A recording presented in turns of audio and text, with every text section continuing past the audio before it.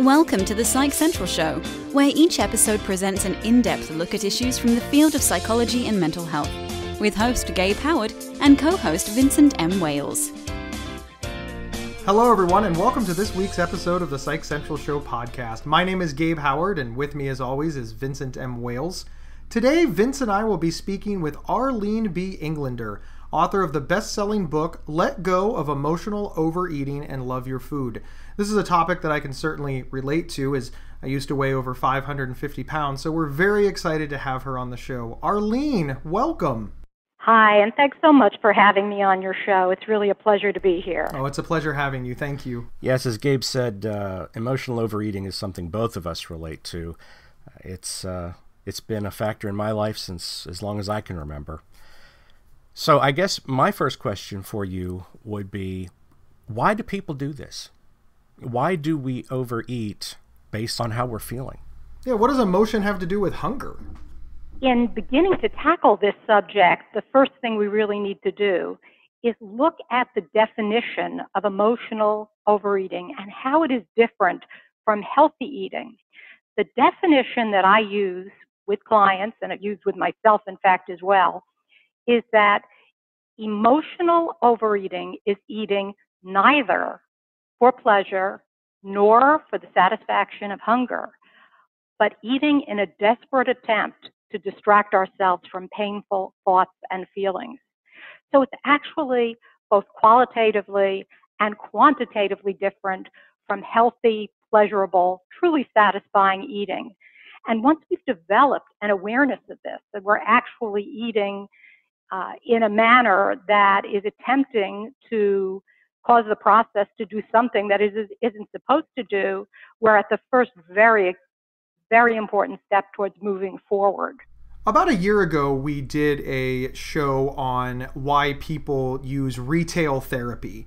Do retail therapy and emotional overeating have a lot of overlap in their symptomology? There's a tremendous amount of overlap between emotional overeating and misuse of other substances, gambling, drinking, even pornography, even being addicted to the net to the point that we're not having any real relationships. There's a tremendous overlap. And the reason that's often the case is because what's truly the issue here is that we are not managing stress in an effective way to free us to really be in the moment and present and comfortable with ourselves. So we're turning to a substance to do what we really need to learn how to do for ourselves. Speaking on my own history, I mean, I think I've been an emotional overeater since I was, probably a preteen, really. Mm-hmm. My childhood wasn't what you would call an exceedingly happy one. I mean, it wasn't without happiness, but there was a lot of negative stuff as well. Mm-hmm. And sorry to hear that. It seemed at the time that the only thing that I knew would make me happy was eating something yummy. And so I relied on that quite a lot. So you were using food to soothe yourself and to distract Right. yourself from stress. Rather, unfortunately, because at that point you weren't able to look at what was causing you distress, which was both the outside experience that was happening to you, as well as what you were saying to yourself that was adding to your pain, which could have been Exactly. negative labeling, I'm a failure, I'm no good, I'm this, that, the other, or shoulds, I should be doing this or that, he should be doing this or that, or all or nothing thinking, my world is no all good. kinds All of stuff. those, if you had been able at that point to have spoken to yourself, answered back in a more compassionate, logical, soothing way, and find other healthy ways to deal with that stress, then food would not have been your sole source of escape. And also, to be fair, back in those days, talking with anybody about how to deal with stress, that just wasn't done. I hear you. There was a stigma. Yeah, it was a totally different time. Mm-hmm. Vin and I are both from a small town, so men talking about their feelings in a small town, again, many, many years ago, because we're not getting any younger, it really wasn't heard of. for me, food also represented sort of a tactile memory. For example, one of the things that I used to do when I was, very stressed out, suffering from a lot of depression, is I would eat a sheet cake, and I'd literally eat the entire sheet cake because it reminded me of birthdays. It reminded me of happy events in my life, because we celebrate as Americans, we celebrate with food.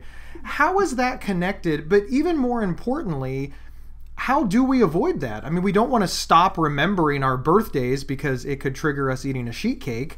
But by the same token, most of our celebrations are intrinsically linked to food.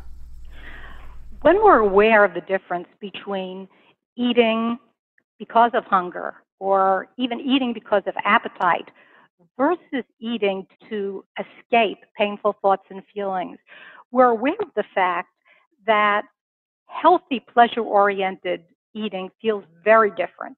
We're able to sit down, to slowly savor the scent, the sight, the texture, the taste, our total experience, rather than eating large quantities of food just because it's there. And very often, if we had considered those foods forbidden, there's a greater tendency to do so than there would be otherwise. I myself remember as a kid standing in front of a refrigerator and not really eating, but like whittling down a cake or a pie until there was almost nothing there. And in retrospect, part of what's sad about that is that it wasn't really enjoyable.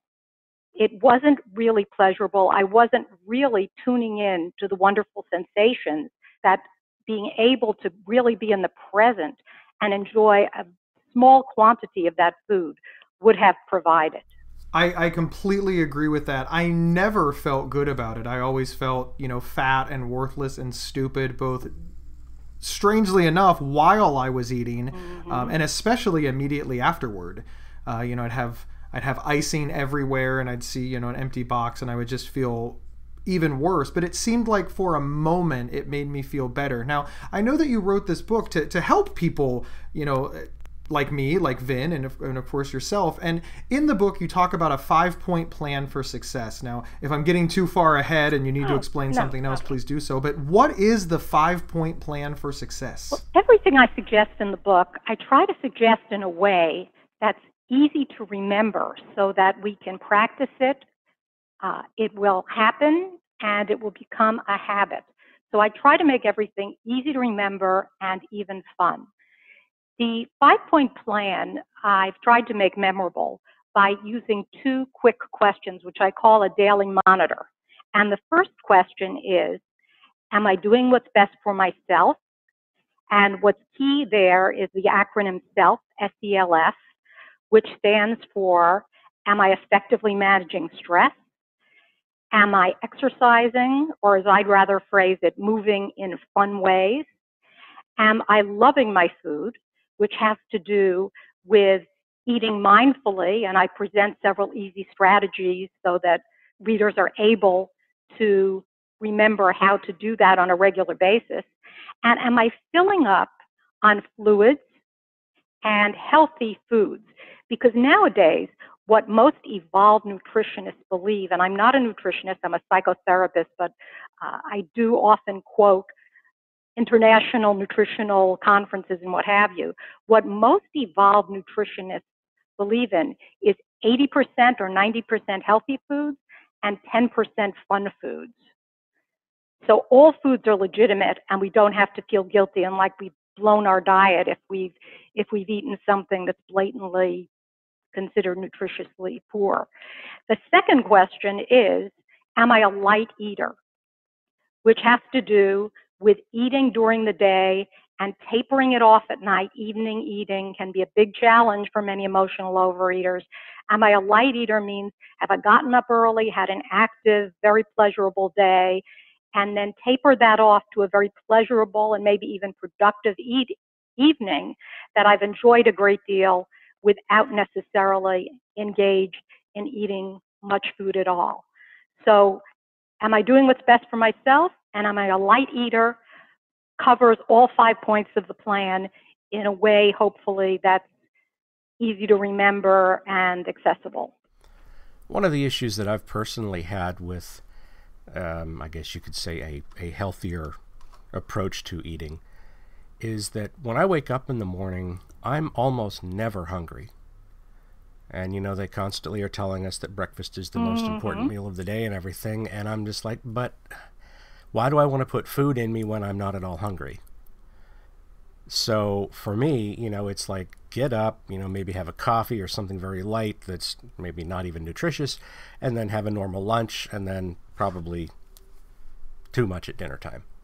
That's a common issue that many clients bring to me, and many emotional overeaters confide in me, and I myself experienced as well when I wrestled with issues around food. May I ask you a question about what time do you usually go to sleep at night? Typically around 10 o'clock. Around 10 o'clock. And what time do you usually eat dinner? It can sometimes vary anywhere from like 6 to 7:30 or 8. 7:30 or 8. Depending on what's going on. What I found with clients and with myself is when we try to shift our biorhythms so that we are active early in the day, we get up, we eat a light breakfast, and shifting biorhythms is a complicated thing. Usually it's hard to do that. Well, going to sleep at 10 is not that late, but in terms of eating and such, that when we get up early in the morning and start our activities then, usually exercising early in the morning, have a very light breakfast have a light breakfast, but satisfying breakfast before we exercise, then get our day going, have a satisfying lunch, have dinner relatively early, and maybe if we need it, some tiny little treat. But if we allow 3, 4, 5 hours between finishing dinner and going to sleep, there's a much better chance that we're hungry in the morning. Unfortunately, what many people do is they consume a lot of calories in the evening. Too many of us walk into the house, and one of the questions we ask ourselves is merely, well, which screens am I going to be looking at, and what am I going to snack on later? And if we really make our evenings more enjoyable, more productive, and one of the things I suggest to clients is have great books, not good books available. Something that you really want to devour, pun intended. Have a lot of activities planned. Make that a really fun time of your day.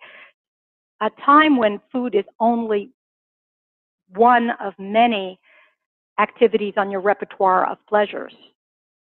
That if we have that gap between dinner and maybe a small snack early in the evening and going to bed, we often find that when we wake up in the morning, we actually do have an appetite. We're going to step away for a moment to hear from our sponsor. We will be right back. This episode is sponsored by BetterHelp.com. Secure, convenient, and affordable online counseling. All counselors are licensed, accredited professionals. Anything you share is confidential. Schedule secure video or phone sessions, plus chat and text with your therapist whenever you feel it's needed. A month of online therapy often costs less than a single traditional face-to-face session. Go to BetterHelp.com/Psych Central and experience 7 days of free therapy to see if online counseling is right for you. BetterHelp.com/Psych Central. Welcome back, everyone. We are here with Arlene B. Englander talking about emotional overeating. One of the questions that I have, just to throw it out there, I'm over 40 years old. I've struggled with weight most of my life. Vin is over 50 years old. He has also struggled with weight for most of his life. And I would venture to guess, please don't write me angry letters, listeners, but many of our listeners have struggled with their weight for most of their lives. And as we know, our audience is not a bunch of 18-year-olds. So what would you say to all of the people that have, tried and failed to resolve this problem time and time again? I mean, at what point, and I am being a little bit facetious here, but at what point should we just say, to hell with it, I'm just going to be fat? I hope that people don't give up on working to be healthy. The best advice I could give to anyone who says, I've tried to get fitter and healthier and I'm giving up is, take a look at what you've tried in the past that hasn't worked and ask yourself what you've learned from that experience in order to better be able to move forward. If what you've tried was a restrictive diet, most likely it wasn't that you failed, but the restrictive diet has failed you. Many people on restrictive diets find themselves daydreaming constantly, as I did, about forbidden foods. I now will eat a small bite of one piece of Godiva chocolate like every other week or what have you when I'm at a local mall, whereas in the past, on a regular basis, and I will savor that for 5 minutes. I will truly love every moment that I savor that treat. Whereas in the past, I would stand by the refrigerator and have a whole box of chocolate chip cookies that I hardly even tasted. So the beauty of loving our food and being in the present is that we really can savor small quantities. However, when we're on a restrictive diet, very often what happens is we eat a small amount of a food that we feel is forbidden, and then it's the whole I blew it, go for broke phenomenon, in which we feel badly about ourselves, we eat more of that food, we feel worse about ourselves, and we keep that cycle going until it results in a full-blown binge. When we learn how to really better handle stress away from the table and accept ourselves better and be there in the moment when we eat, savoring, enjoying, even loving our food, and tuning into the degree to which we're hungry or we're full, and then giving us ourselves the wonderful gift of stopping just at the point of satisfaction. When that becomes a habit, then we're free of dieting, we're free of restricted boot camp plans, we've discovered control, and we've discovered real satisfaction and self-acceptance as well. Thank you so much. I would certainly not encourage that anybody, and I don't think Vin and I are ever going to give up being healthy. In fact, we just joined and quit a gym recently. But all joking aside, I mean, I like what you said there, because it is very easy to look for reasons to not do something. And I think that many people who have tried and failed, we often try the same thing over and over again. And it sounds to me like the crux of your message is to try something different. Correct. Don't repeat the same mistakes of the past. Correct. Learn from your past experience. Ask yourself what worked and what didn't. And please have the courage to try a new approach, which has been growing in popularity and research has shown is very effective on a long-term basis, which is what you want when you want to change your habits. And in my opinion, if it isn't pleasurable, it won't be permanent. Well, that certainly makes sense, yes. Now, there are, I can't even begin to count how many books there are out there that are designed to help us with this exact issue by eating less, moving more, so on and so forth. How does your book differ from that? I probably read most of what was out there, which in some ways prepared me, as did my training as a Columbia University trained psychotherapist and my own analysis, during which time my own eating habits never came up because I didn't even realize that binging 3 days, fasting 3 days, yo-yo dieting was being disordered in any way. But what I found in most of the books that I read were thousands of prescriptions and proscriptions that were very hard to remember and to practice and often unpleasurable. They weren't fun. So what I've tried very much with this book is to make it not so much a what to, because yes, part of it is eating less and moving more, but more of a how to, ways to actually develop a greater awareness of ourselves and change our habits and put those new habits into effect and actually make them habitual, make our habits something that's permanent and something that we enjoy. I've really done everything to make it practical, pleasurable, and permanent. Wonderful, and thank you so much. Let's talk about some practical advice that our listeners can take away right now. Sure. All of us will be in social events. We will hang out at work events. I mean, we'll have to go to our kids' school and there'll be food. Yeah. What advice do you have for listeners who are faced with this pressure to eat unhealthy at these types of events? One of the reasons I feel that people tend to overeat at these kind of events often has to do with, and this is why awareness is so key, and that's a point I make throughout my work. with social anxiety, of which they may in fact be unaware, but it's a very, very prominent condition that many of us experience. And aside from some practical pointers on eating, such as don't feel you have to match with anyone drink for drink, nurse a glass of water, sample a few foods on a small plate, sit down and savor them.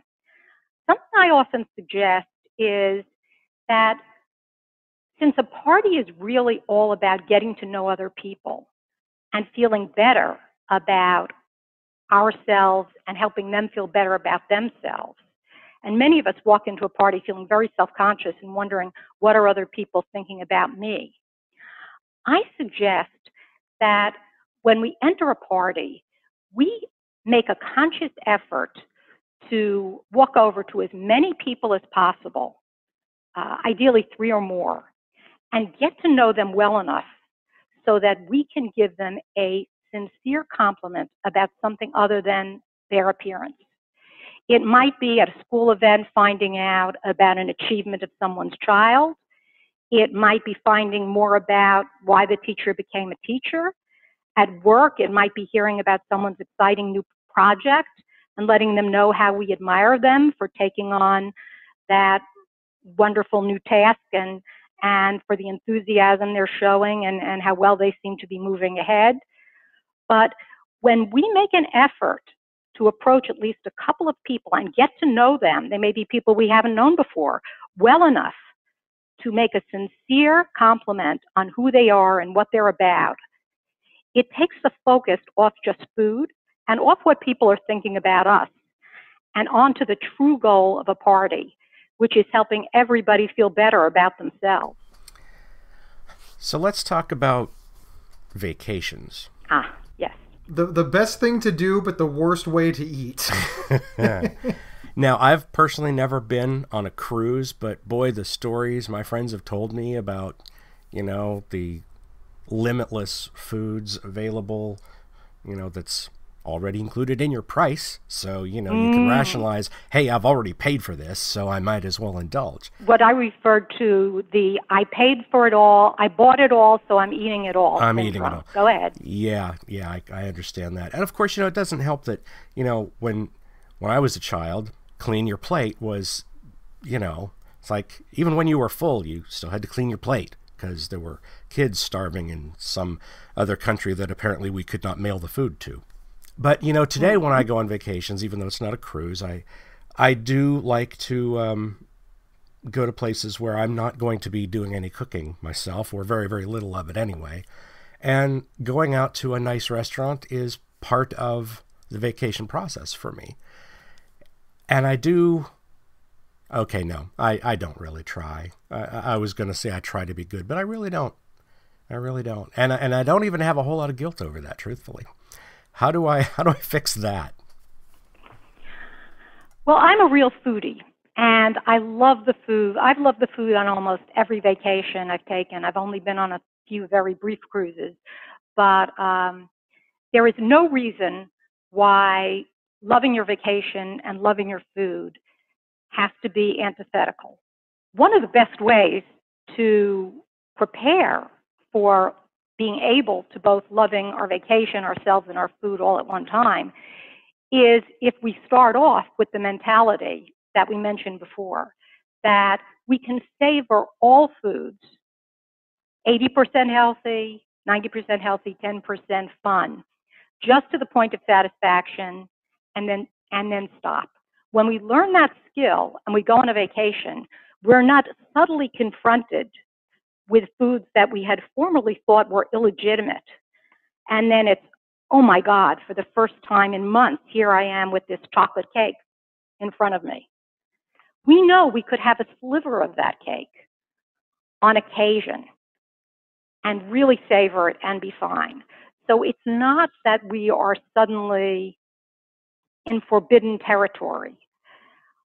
But what I do suggest, along with savoring our foods throughout the meal and eating it mindfully and really enjoying, and on a vacation, wow, it's even easier because when we're there in the present, we have so much more to savor: the food, the taste and texture of not just what's in front of us, but looking at, if we're on a boat, at the beautiful waves on the ocean, or if we're in some wonderful resort location, taking in the ambiance around us and the people both at our table and walking by. So it's a wonderful place for eating mindfully and really loving the experience.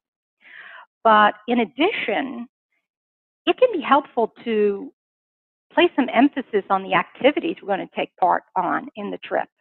To be up early in the morning and hiking or walking, or I've had some of my most wonderful vacation experiences walking early in the morning. I look back to the coast of Maine. I remember that more than any meal that I had on the trip, and I know I had a lot of wonderful ones. Or ski trips, or tennis trips, or if we plan the trip around a sport, or studying, or whatever the activity might be. So food, both on vacations and on trips, ideally should just be one of our many pleasures and not the only pleasure on our plates, so to speak. Arlene, where can we find you online? I know that your book is almost certainly on Amazon. What about a website? Anything else? Can we follow you on social media? My book is available wherever books are sold, Amazon, Barnes & Noble, and by going onto my website, arleneenglander.com, one is able to buy the book and also to read my blogs and my soon-to-be-born, in a week or two, newsletter, which I'm looking forward to writing and sharing more information on. And I'm in private practice in North Palm Beach. Wonderful. Thank you so much for being on the show. We really appreciate it. And we have a favor to ask all of our listeners. If you like the show, please leave us a review, like a written one, like type out, use your words like I tell my 2-year-old niece, and give us 5 stars because it really does help and we appreciate it. And remember, you can get 1 week of free, convenient, affordable, private online counseling anytime, anywhere by visiting betterhelp.com/psychcentral. See you next week, everyone, and thanks for tuning in. Thank you for listening to the Psych Central Show. Please rate, review, and subscribe on iTunes or wherever you found this podcast. We encourage you to share our show on social media and with friends and family. Previous episodes can be found at psychcentral.com/show.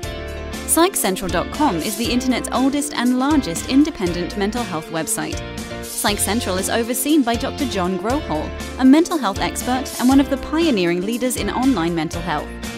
Our host, Gabe Howard, is an award-winning writer and speaker who travels nationally. You can find more information on Gabe at gabehoward.com. Our co-host, Vincent M. Wales, is a trained suicide prevention crisis counselor and author of several award-winning speculative fiction novels. You can learn more about Vincent at vincentmwales.com. If you have feedback about the show, please email talkback@psychcentral.com.